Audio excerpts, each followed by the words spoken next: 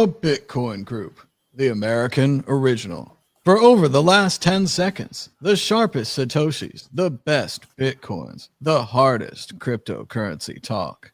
We'd like to welcome our panelists, Martine Wismayer from General Bytes. Hello, Bitcoin. Josh Shigala from Vaultoro. Howdy ho, folks. Arthur van Pelt from the Netherlands. And I'm Thomas Hunt from the World Crypto Network. Moving on to issue 1. Issue 1. Will Janet Yellen consider limiting the use of cryptocurrency? During her confirmation hearing and several times this week, Treasury nominee Janet Yellen said that blockchain-based financial networks such as Bitcoin are a particular concern because of their allowing users to launder money and purchase illicit items.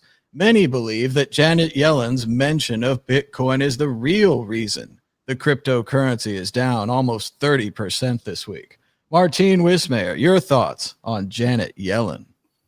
As you all know, I'm not really into politics and I don't really follow politicians, but I'm Miss Yellen from a few years ago when she was working for the Fed, and there was somebody in the audience holding up a buy Bitcoin sign on a piece of cardboard.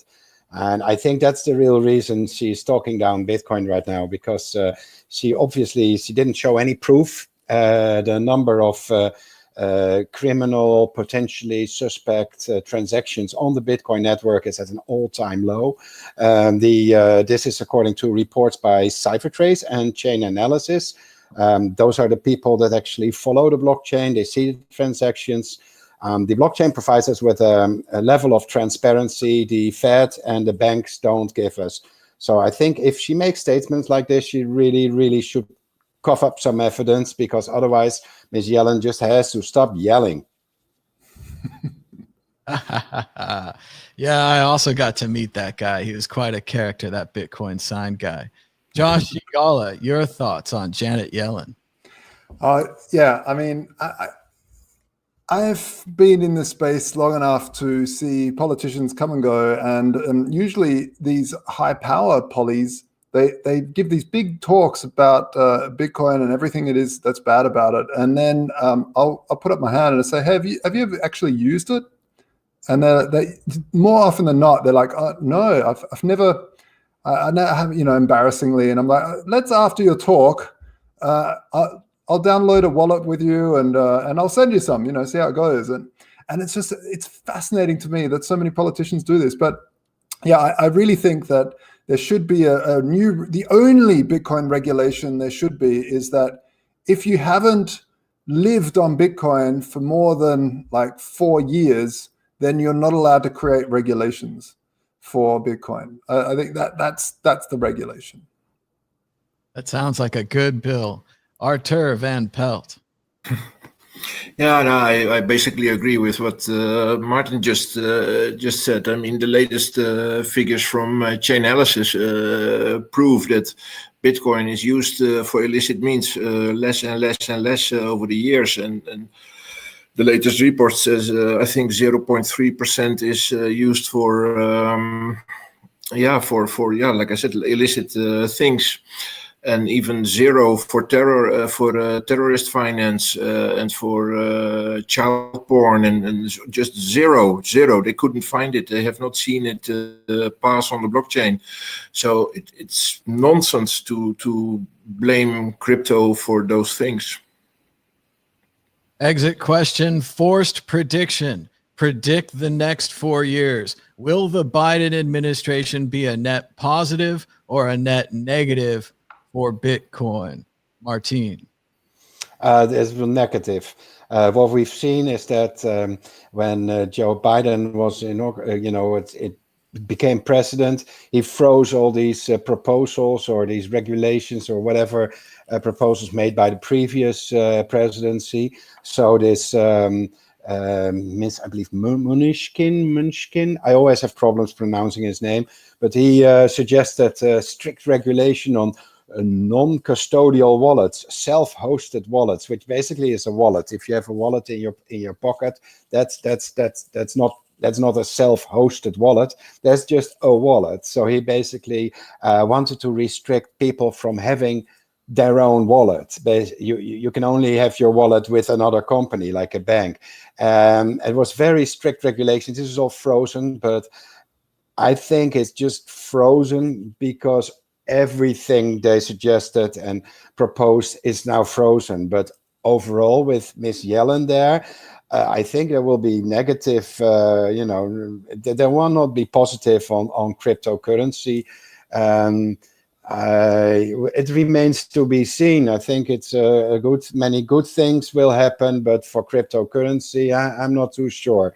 I think Miss Yellen might be a big pain in the ass, basically.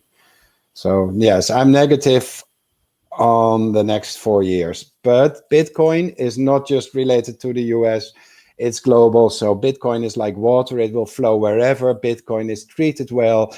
And if that's not the US, it will flow elsewhere. So I'm really positive for Bitcoin and remain positive for Bitcoin. That's it.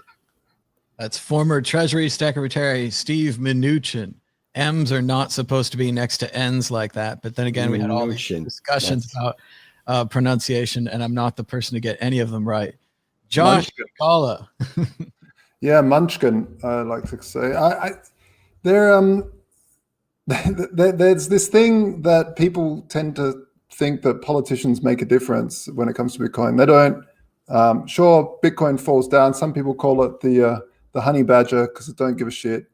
I like to call it the fainting goat of money, because these goats, if you've ever seen a fainting goat, they get shocked really easily. Just clap like that and they fall over, and then they just get back up. I don't know. These people, they try to control your lives with some strange rules that they come up with in the middle of the night. Their partner tells them just to go back to sleep, and but they don't. They get up and they actually write strange laws that are expected. I mean, you saw it with the music industry in the 90s with the MP3. They just get that upset and start suing everyone and start creating regulations on what you can do with data. But data, like Martin said, is I mean, it's fluid. It's like water. It's almost impossible to catch. These networks are so large and cross border that the Americans, it doesn't really matter. They're fantastic at doing a song and dance, so everyone thinks they matter that much because they're culturally so widespread. But really, there's so many countries. We're all doing our thing, and eventually they'll regulate themselves into a corner where they're missing out, and they'll start to have to deregulate again. Arthur Van Pelt, will the Biden administration be positive or negative for Bitcoin? Yeah, I'm bit mixed. There will be good things, there will be bad things, and the good things is more price related, I expect, because the printing of money will continue and will ramp up substantially, is what I'm expecting. So I'm not so worried about the price trajectory of Bitcoin the upcoming years. And regulatory wise, I have mixed feelings. It is needed in a way. We cannot avoid, for example, but banks are highly regulated, still doing nasty things. But yeah, KYC, AML stuff, it will come our way in more stricter ways. On the other hand, I agree with Joshua that it will also at some point be deregulated. I mean, compare with when cars, like 120 years ago, when cars came on the road, there had to be a person walking with, I think, a lantern or something, and that was the regular. It could not go faster than an I don't know the English word for it, a koets. Martin, can you help me? What is the English word for that? A carriage, like a horse carriage. Yes, a horse carriage. It's exactly. That means that it could not compete really. But when cars went faster, it was no use anymore to have a person walking in front of that car. And it was being deregulated, and the same type of thing will also happen in cryptocurrencies. It will become normal. It will become accepted even more than now, and we are on the brink of this S-curve of adoption. We see Mass Mutual, we see Square, we see especially Michael Saylor, his company MicroStrategy, doing good things and making good advertisements for Bitcoin. So yeah, I'm not overly worried, but yeah, we have to deal with it. The answer is the most unsatisfying of all answers: a push. The Biden administration will be neutral for cryptocurrency. There's just too much other things for them to do. Unless there's a major problem, I don't see them stepping in to solve it. They'll kick it off to the side, and as the expression goes, they'll kick the can down the road 4 more years. Moving on to issue 2. Issue 2, the Bitcoin double spend that never happened. A headline in Cointelegraph convinced most of the mainstream media that a double spend, i.e. the creation of new Bitcoin, the ability to spend to 2 different people twice, happened.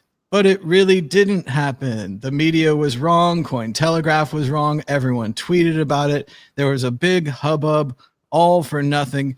Many people even going so far as to say that the price of Bitcoin crashed not because of Janet Yellen and the international news of her talking about Bitcoin during her confirmation hearings, but because of the fear of the double spend.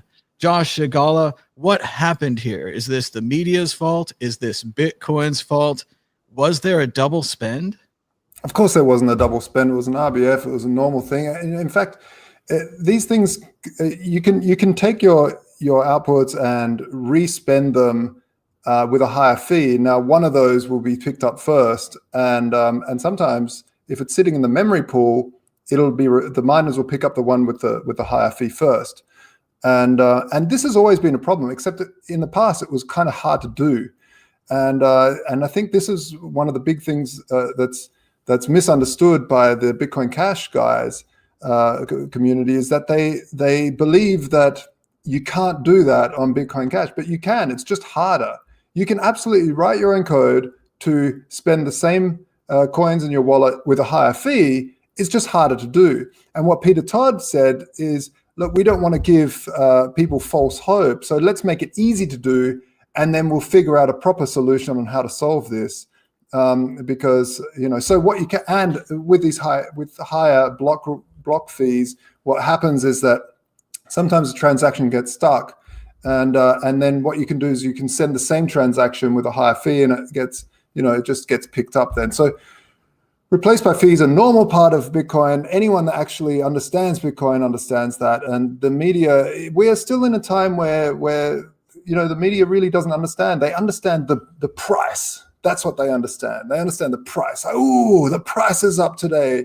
And then the next day, the price is down today. And that's all they'll talk about. But in terms of technical speaking, they don't understand real squat. So, if you've seen the early internet like shows where ABC will say, have you heard of this internet thing?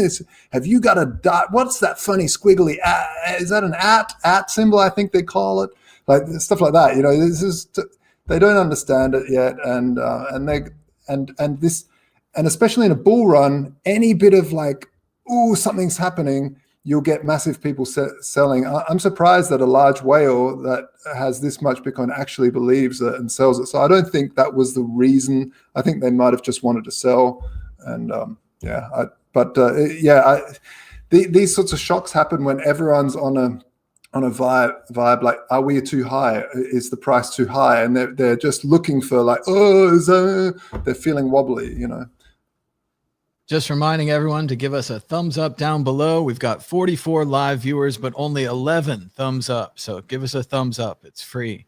And one more thing on the issue I wanted to mention, like Josh was alluding to, we don't know this for sure, but according to Twitter, this publicly traded tech company sold $4 million in Bitcoin holdings yesterday because of the double spend news. It could have just been a coincidence, but it's awfully convenient.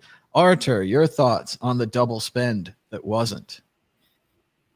Yeah, it wasn't. That's the thing. Bitcoin behaved as it should behave and has always behaved. Only there was I think the largest mistake was that they in Cointelegraph they put the BSV guy Eli Afram. They gave him a few words, and of course he will try to talk Bitcoin down from his side.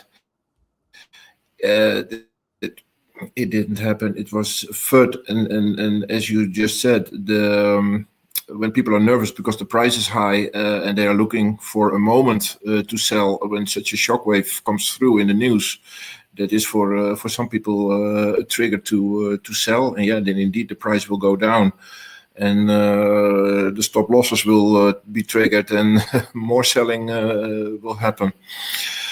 It happens. Bitcoin will survive. I'm not worried. I do fear for that company, though, that they had that press release. They're booking profits. They're very happy today. They sound a lot like Isaac Newton, where they book out early and happy. Then it goes up more. Then it goes up more. And I hope they don't make a bad re-entry near the top. Martine, your thoughts on the double spend? I definitely blame the media. I've experienced firsthand the really like sewage media from coming out of Cointelegraph at some point. There are good reporters, but there are some that really like they shouldn't be writing about crypto at all. In this case, at least have somebody double check an article before you click that publish button. The thing with is that the Cointelegraph articles get copy pasted all over the internet, and they're taken for granted. Nobody does any fact checking anymore nowadays. They just see like, oh, I saw it on the internet and I rewrote the article in my own words, and then they publish it, and they don't do any fact checking whatsoever. And experienced this firsthand also with Cointelegraph a few years ago. We created a Red Bull vending machine. Actually, we didn't create the Red Bull vending machine. It was an existing Red Bull vending machine, and we adopted it. We ripped out the coin acceptor and we placed a RFID NFC card reader in, so you could pay with Bitcoin and Litecoin at the time. And later we upgraded it to Lightning. But Cointelegraph wrote about it in their article, and they said Red Bull is changing all their vending machines to accept crypto, and all the Red Bull vending machines will be accepting crypto. And the first one is placed in Prague in the Czech Republic. And that wasn't true. They didn't even mention us, and we're a small company. Well, not small, but yeah, relatively small. So it's important for us to get at least a mention, if they write about it, because everybody was copying that article all over the internet. So I was fuming. So I wrote the CEO of Cointelegraph and said, no, this is like, this, you just crossed the line here. This article is, I don't even know where to begin. Everything is wrong about the article. So I said, it's not Red Bull. We converted that machine. It took us a long time. It took us developers, a lot of effort, 3D printing, everything to convert one single Red Bull machine to accept Bitcoin. And it's not Red Bull that did it. General Bytes did it, and I want you to correct this. So she got back with the author of the article, and he was not pissed off, of course, because he got an angry CEO, and he published exactly what we wanted to publish, but the damage was already done because nobody was going to copy that article. They already did it yesterday, the shitty article. So I think Cointelegraph, especially Cointelegraph, should just take the responsibility. People read their publication because they have nice pictures. That's, I think, is the main reason. And they've been around for such a long time. So at least, get some level of journalism there. And if you're unsure about an article, have another author or another reporter check the facts and then press the publish button, because the damage they cause by not checking and just publishing all this nonsense, it's irresponsible. It makes me fuming. I mean, I saw the price go down and I was like, what?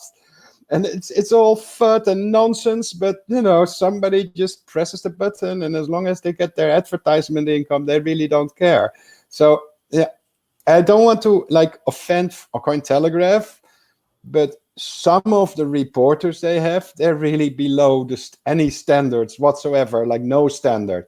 Others are really good. So this is why, I don't want to trash them completely, but they just should, make a little bit more effort to fact check before they publish. Yeah. So yes, Yeah, caused by the media. Don't take this personally, but fuck you. Yeah, exactly, Josh.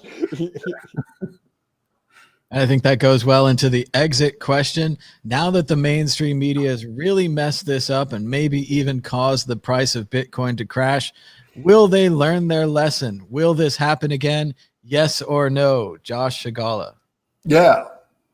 What goes around, history repeats. Arthur Van Pelt. Still muted.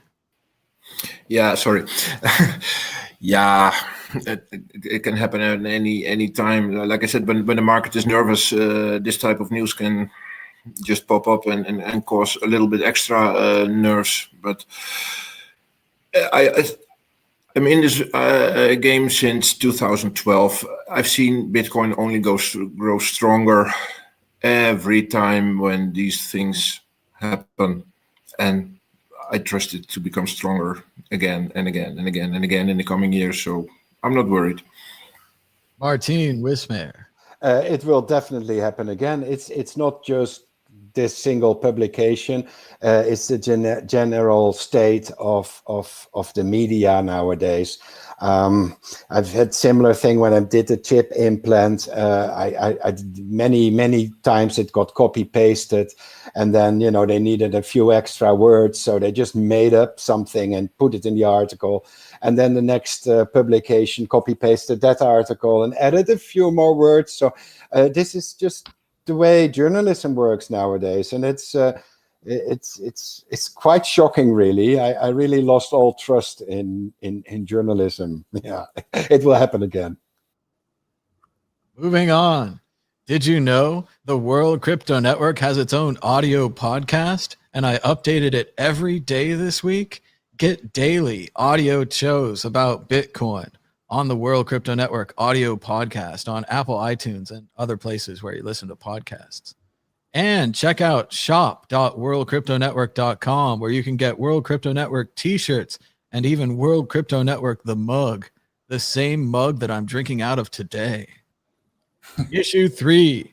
Why everyone from Square to Facebook is now hosting the Bitcoin white paper.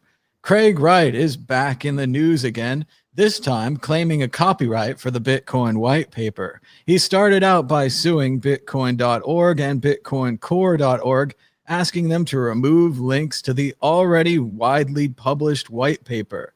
The internet responded as everyone knew they would, republishing the white paper everywhere in every imaginable form in denial of Wright's actions. Yet he did these things anyway. Why? What will he benefit? What does he have to gain? Arthur Van Pelt, your thoughts on Craig Wright's latest action? Yeah, I'm following this individual for several years already. I know him since 2015 when he became known with the Wired and Gizmodo self-docs, where he when already people thought, he wanted people to think that he is Satoshi Nakamoto. Now, yeah, and to cut a long story short, we are arriving at today. He still does not back down. He is a type of personality that is only piling lies on top of forgeries, and then come up with new forgeries and lies when the previous one is being debunked, either in court or outside court. This move is for him, I see it as a very, very desperate move. Today on Twitter, because I post I think every day about a handful of things about him and try to keep my followers updated about it. And today I posted, which is a bit of a doom scenario when I try to schedule, but I think what I call the Jonestown phase has begun for this community and for this individual. He will he is trying to get copyright enforced on several websites. It will fail. You already noticed, and it was also in the headline, that even Facebook and Square, but many other places from Blockstream to, I heard Umbrel is also going to do self-hosting for white papers. Maarten told us that just now. And it's blowing up in his face. And he cannot back down. And today already we see that he cannot back down. He is already sending a letter from his at least his counsel sent a letter to Square. So he's going after Jack Dorsey. How crazy can you be? Now, it's really interesting. I know everyone's going to get upset if we go political here, but we practically have no choice given the example that just left the United States. Craig Wright, like Donald Trump, seems to be a con man. Like you're saying, when a con man is pressed, he doesn't say, oh, it was all a con, I fooled you. He pushes harder. He pushes harder into that reality. So it's interesting to see. Most people, I think, Wright thought he was on the defensive. He was on his way out. It's been a long time since he performed that magic trick that fooled Gavin Andreessen. And since then, there's been no proof of this Satoshi thing. You could easily proof it. There's lots of different ways to sign the keys, to send around a few Satoshis. It's very provable, and he's provided no proof yet. Somehow he's accessed funds or loans or something. He's very powerful now. He's producing these lawsuits. And like you say, if he thinks he can take down Jack Dorsey, you know, the level of delusion we're talking here, it really is Trumpian. So I don't know how we can go on without that. Yeah, I mean, even Fidelity and parties like that have been posting Blockstream. I mean, he has a rich backer. Kelvin Ayre is not a poor guy. I mean, he has a few $100 million, I'm sure, and he will pump a lot of money in it. But how can they go after Fidelity? How can they go after Blockstream? I mean, you got to be totally delusional to think that you can even come close to that level of intellect and knowledge and with a fake story. I also think it's worth bringing up. A lot of people have probably forgotten already, but there was another fake Satoshi. I forget his name. Might have been a Russian guy. He had like kind of blonde hair slicked back. One of his big claims is he had a picture of him with Andreas Antonopoulos, and he was flogging around this picture saying, yeah, I know because he's got the picture.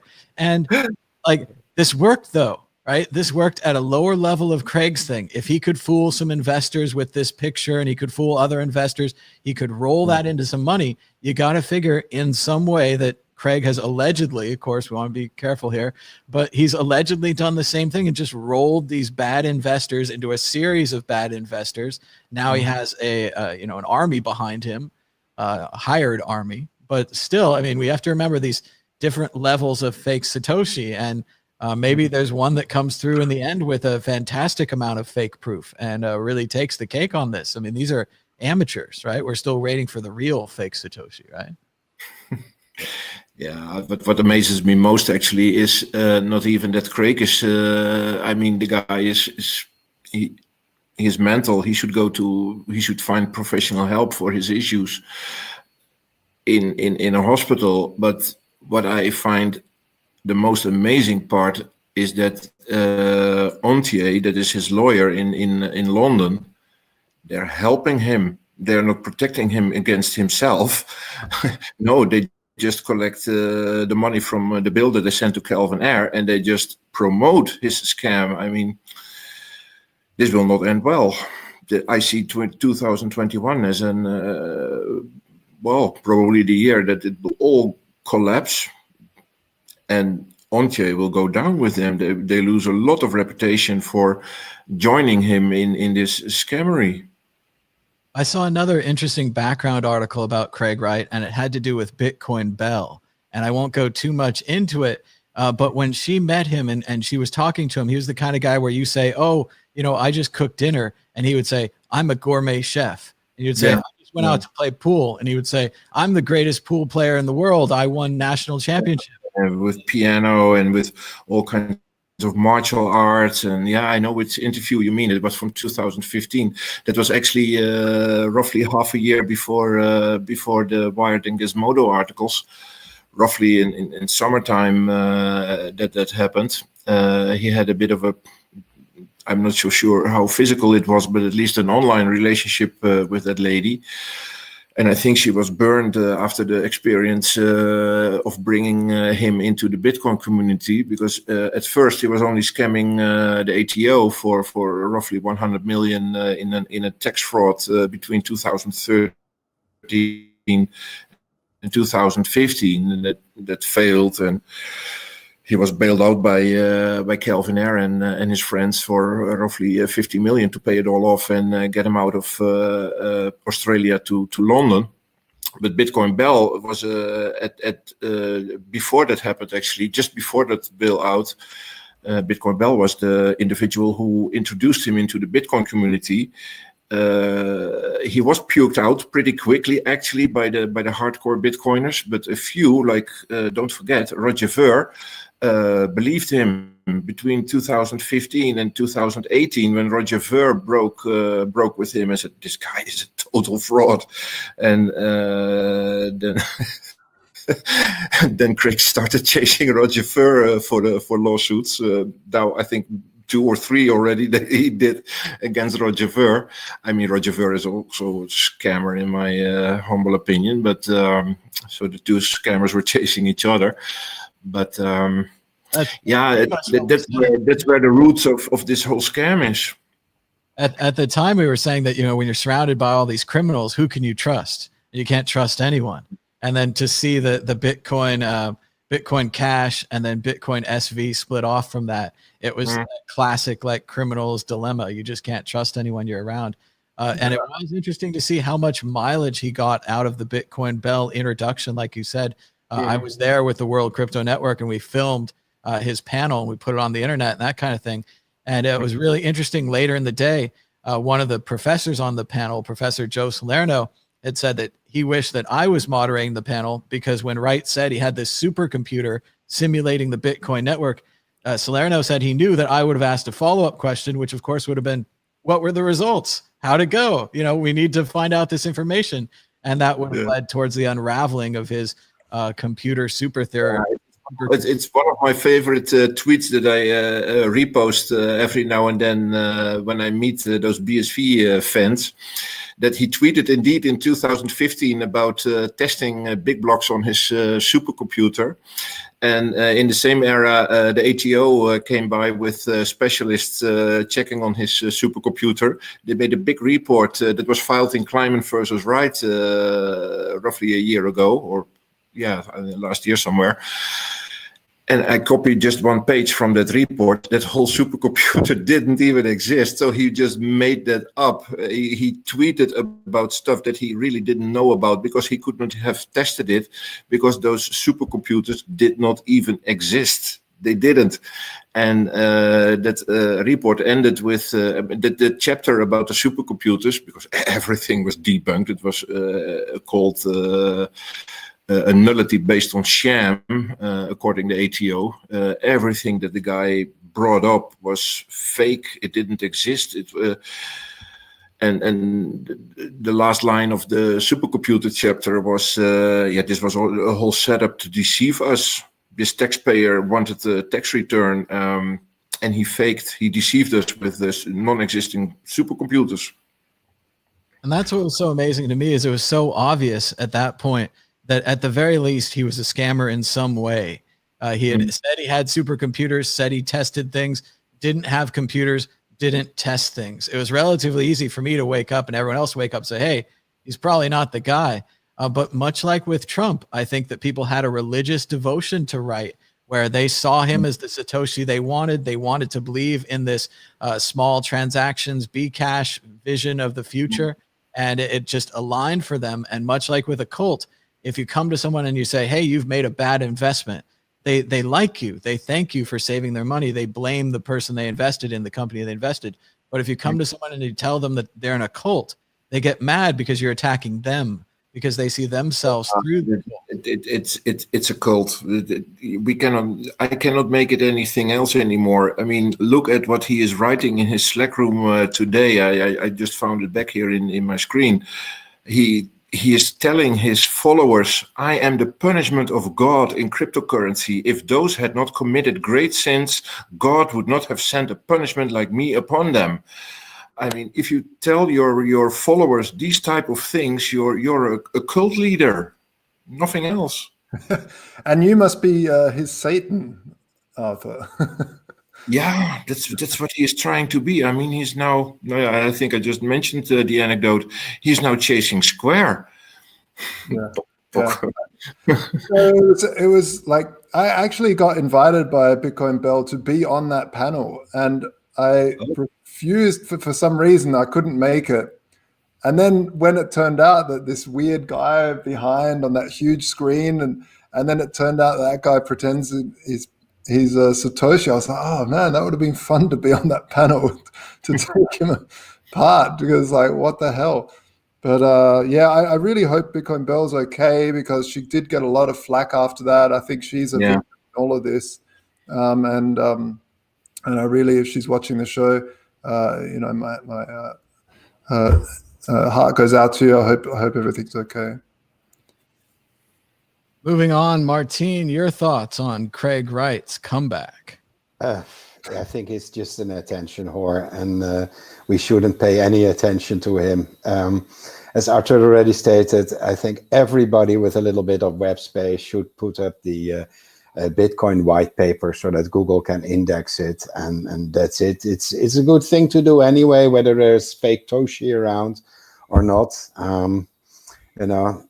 This Craig Wright with his God posts in his Slack room, I think he should really pray for some brains and maybe good medication, but for the rest, I'd just ignore it.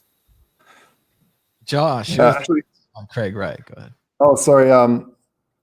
Yeah, I think it's one of these things where he just keeps on coming around, and one thing we can do, and I after looking a little bit of research on what happened on the other day with this suit, I saw that there was a few people that had already claimed copyright and of the white paper, and Arthur von Belt name came up as well, and I thought, oh, that's a great idea. So I'm going to actually register copyright because on that as well. I think everybody should. It costs you $55.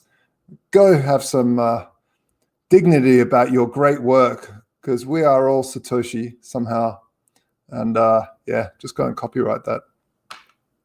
And Arthur's written a sample letter that you guys can use. It's on Twitter at MyLegacyKit. And it's an already written letter that you can use to claim copyright over the Bitcoin white paper if you choose to, at your own risk. So on. Let's see. Exit question. Will Craig Wright... Yeah. Go ahead, Arthur.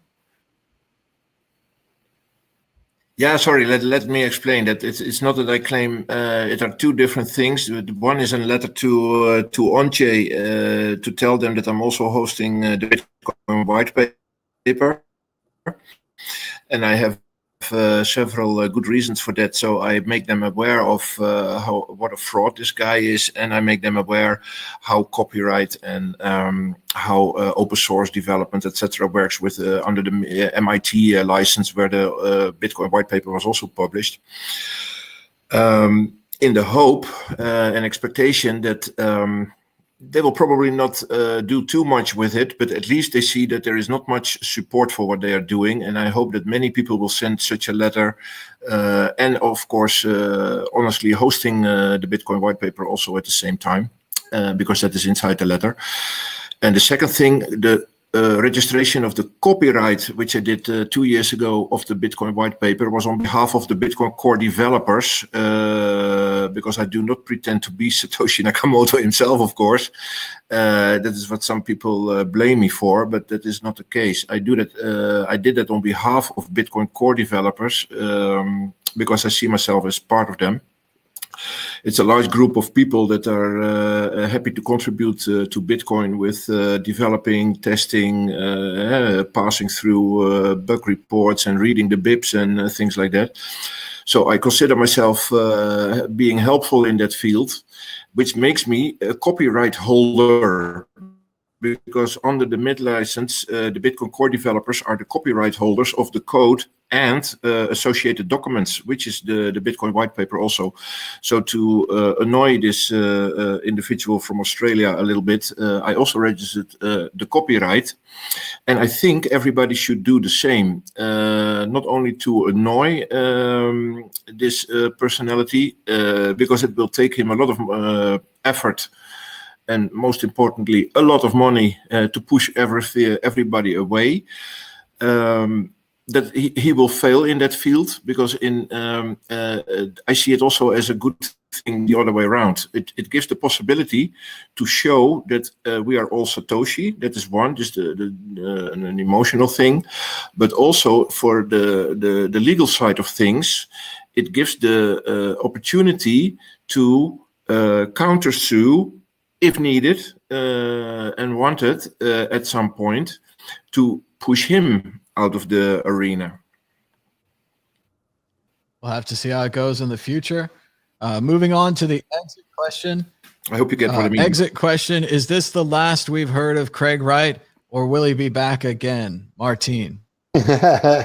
No, a pathological liar will always make up and come up with new lies if they are found that, people figured out their previous lies. So the next lie will be even greater, and this is why I think we shouldn't pay any attention to this guy.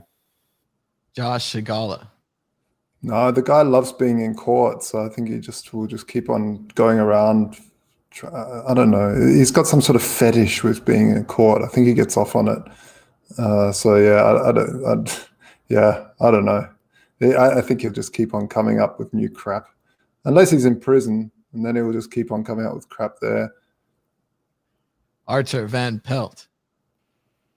Yeah, same thoughts. If he is not being kicked out of the arena forever, he's leeching on the money of Calvin Ayre. If Calvin Ayre is losing trust in him, that will probably also a moment that he will be in trouble, because he doesn't have any money himself.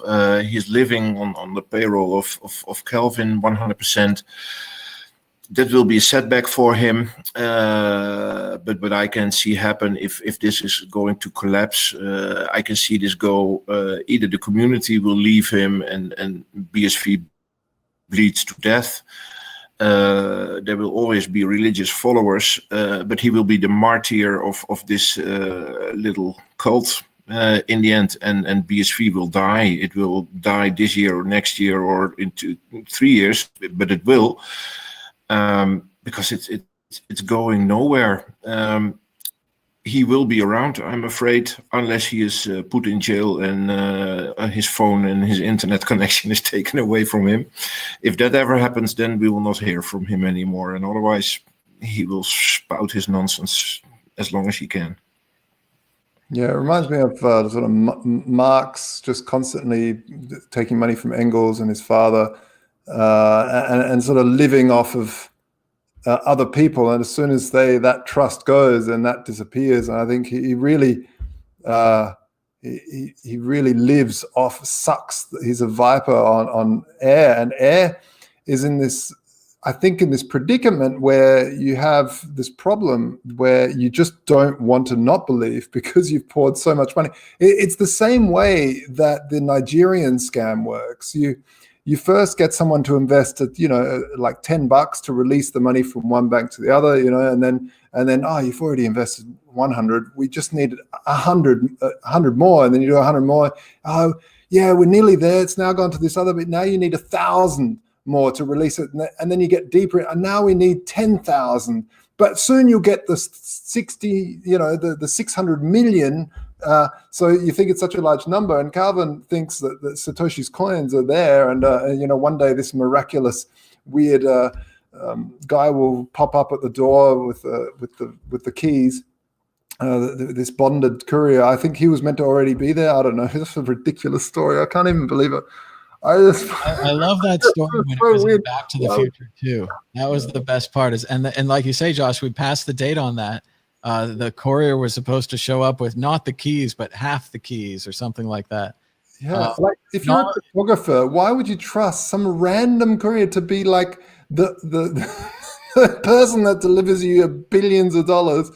And maybe he arrives, or she, who, I don't know. We can't even name the company. I don't know. Arthur, you must know more about that than me. But we better do this in a separate show.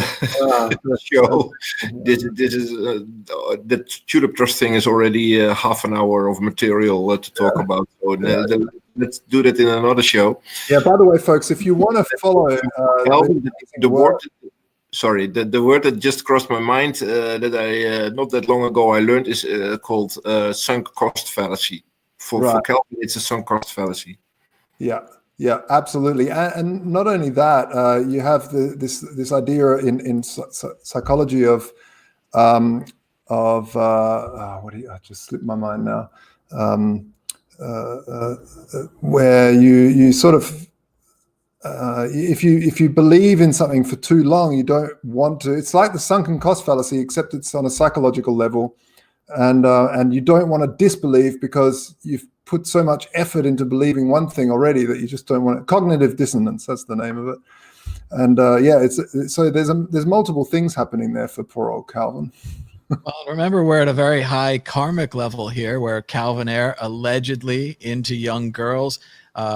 Also Craig Wright, whatever he's into, all these people have all this baggage they're carrying around, and they're just looking for the karmic response. We just have to wait and see if it comes, right? Yeah. Well, Bitcoin's just old enough for Calvin. And like Josh said, suing Jack is a good way to get kicked off Twitter. We'll see if Craig Wright has the Trump effect there. And of course, I'm reminded of the epic line from Miller's Crossing: if you can't trust a fixed fight, what can you trust? And it has to do with ethics and criminals and stuff like that. So, but let's move on to issue 4. Issue 4, 5 reasons the SEC should approve Bitcoin ETFs. The evidence shows that investors would prefer to invest in cryptocurrencies through an exchange-traded funds. Let's find out what the 5 reasons are. The premium in Grayscale Bitcoin Investment Trust is dangerous. They've worked fine in Europe. Existing ETFs work fine for cryptocurrency. There are plenty of more volatile ETFs, including one that moves between 100 and 200%. And it would be obvious what it is. A Bitcoin ETF is made up of Bitcoin. That makes much more sense than something like United States oil ETF that could be full of anything. And there's no worries about remembering your password. Everyone's afraid to get into Bitcoin because if they lose their password, they lose their Bitcoin. And they'd feel much safer having someone else do all the work. Josh Segala, your thoughts on the Bitcoin ETFs again? Just stop it with the ETFs, everyone. I mean, gold ETFs have a major problem that they're very they're all paper, they're cash settled a lot of the time. If an ETF was truly Bitcoin settled in Bitcoin, and you could take physical delivery, physical virtual delivery of your Bitcoin, then maybe I'd be all right with that. I think it's a good on-ramp for being able to trade into it through the institutions, especially if you have the stock market and you have shares and stocks and you want to cash out of them and cash into an ETF and make it easy instead of actually cashing out to a bank and sending it to some sort of crypto exchange. It's the way to go, I guess. But I don't really care of ETFs and all these sort of instruments. I think if you're going to get into Bitcoin, get into it. Start using it. Look at Lightning. Look at some of the amazing stuff that's happening transactionally as well. Even on the sidechain stuff that's happening now, people are starting to even build DeFi products on the Bitcoin sidechains, which is also interesting. There's so much cool stuff happening and actually being in the technology. I understand that there's people that just want financial exposure, but for me personally, the financial side isn't the most like the value side right now. It's up and down. It's all around. It's fun. It's interesting. And of course, I run a Bitcoin to physical gold exchange, so that's there. But But yeah, I mean, just like we sell physical gold at Voltoro for Bitcoin, we trade that allocated bullion. I do that because I don't like ETF gold, because, hey, you know what? If HSBC goes bankrupt, you know where they're going to bail in from? They're going to bail in because they are the custodian and the owner. The allocation of that gold is allocated to them, and they're just going to take that and bail themselves out. So stick to real things, real Bitcoin, real gold, allocated or in your hands. That's the way to go. Arthur Van Pelt, your thoughts? Unmute. Yeah, it doesn't make me cold or warm, to be honest. I probably share a lot of same thoughts with Joshua here.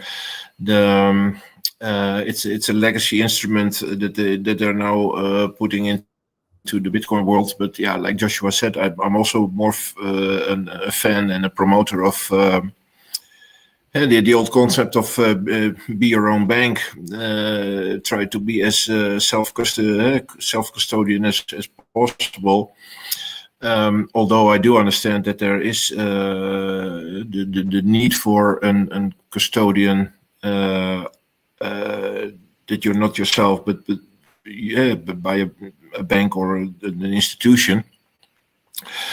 It will probably happen. It is already happening, of course, but yeah, I'm kind of neutral about it. It does not interest me so much, to be fair.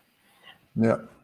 It's always a risk whenever they talk about these Bitcoin ETFs that they could buy nothing instead of actually buying the Bitcoin, and they could just take the risk that way. And then at the end of the day, there's no Bitcoin there at all. So I think this always worries everyone when we come to this subject. Martin, your thoughts on Bitcoin ETFs? Well, a wise man once said, not your private keys, not your coins. So for me, I definitely stick to having, wanting to have my own Bitcoins. Where I do see some space, like in the market for like an ETF, is that from my understanding in the US, in your 401k, it's your sort of pension savings. You can invest, you can direct investments to a certain, fund or something. So if there is an ETF, from my understanding is that people will be able to direct their savings, pension savings towards such a product. But it should not be confused with owning actual Bitcoin. I think for most of us, especially viewers from this show, they will not be interested in ETFs. They will want to hold the Bitcoin themselves. In case of physical gold, that's usually a bit difficult. It's difficult to store, difficult to transport, difficult to have it, re-evaluate or, certified to get it back in, to sell it. So that's something you don't have with Bitcoin. With Bitcoin, it's relatively simple to keep it yourself. So why not go the extra mile? As Josh said, learn something about the technology. It's exciting, new, and there's always something new to learn, and actually own your Bitcoin and be your own bank. For those that really are just interested in the price go up, price go down, and nothing else, don't want to know about the technology. Yeah, for them maybe an ETF would be something, but you never know whether it's really existing there, if it's just paper Bitcoin. So yeah, personally, I would definitely want to have my own Bitcoin, but that's a personal thing. Well, while it is noting that probably no one here and no one in the audience out there wants this paper Bitcoin, the other half of the ETF would be a large influx of cash. Like Martin said, in the United States, your money in your retirement account is locked up. If you take it out early, you pay a tax penalty. So you couldn't take it out early, invest in Bitcoin. That might not work out. So you could invest through the ETF. That's what a lot of people want, which would mean lots more money into Bitcoin. The companies would have to hopefully buy Bitcoin to match these orders, and the number would go up. So that's why we're always interested in ETFs, because it could cause the number to go up legitimately. But now you have to predict the future. Exit question: within the next 2 years, Will a Bitcoin ETF be approved in the United States? Josh Segala. Yep. Oh, yes. Your thought? Yes or no? Yeah, I agree. It will happen. Oh, Martine, it's drifting towards yes. It's definitely yes. This is like, it's been here already. Like in Europe, there are a Bitcoin ETF, so it's just silly that it's still not in the US. So definitely yes. All right. As the only person in the United States, I need to tamp down this ridiculous optimism. No ETF, no progress, no movement. They're too afraid of it. It's for money laundering. It's dirty. It's awful. Knock Bitcoin down, make MicroStrategy lose all their money. That football player shouldn't just get in and make money buying at the top. This is all going down. So there you go. The alternative side. And now a prediction or a story of the week. We're almost to the end here. Let's see. I'll show the t-shirt first. Let's see. Oh, it's this one. Oh, check out our laptop fundraiser. You could donate now with Bitcoin to help Mad Bitcoins buy a new laptop with a better keyboard. I might even wait and they'll make a laptop with a camera card slot. So you can donate now with Bitcoin or with Lightning Network at Tallycoin. Link in the description. Thanks so much. And check out the t-shirts and the podcast, all the other stuff. All right. I gave you guys a second there. Josh, are you ready with a prediction or a story of the week? Go ahead. Actually, story of the week is on Twitter right now. Just before the show, I promised to give away $100 worth of Bitcoin. So let's see here. If someone followed and whatever else they had to do. This guy here he said, tuned in, Jolly Roger is the winner. Congratulations, you get $100 worth of Bitcoin. Send a Lightning Network little thing here, invoice on Twitter, and I'll send it through to you, or an on-chain one. I'd rather do Lightning though because it's more fun. So get yourself a Blue Wallet or Zap or one of these cool Lightning wallets, and let's see if we can make it happen and show the world the future. Story. Live streaming is on. And we're back, ladies and gentlemen. Now, I was going to say we're launching some new pairs on Vaultoro, so check that out. That's our news, really. There's nothing, there's enough crypto craziness news, but prediction is that Bitcoin will be here tomorrow. So don't worry about your double spends, and check out the new stuff that we've got going on Vaultoro. Martine, you ready with a prediction or a story of the week? Go ahead. Prediction is that the price will climb back up. I think people should remember in Bitcoin whenever you're in doubt, just zoom out and you'll see that Bitcoin really is number go up technology, and over the course of a few years, the price only really goes up.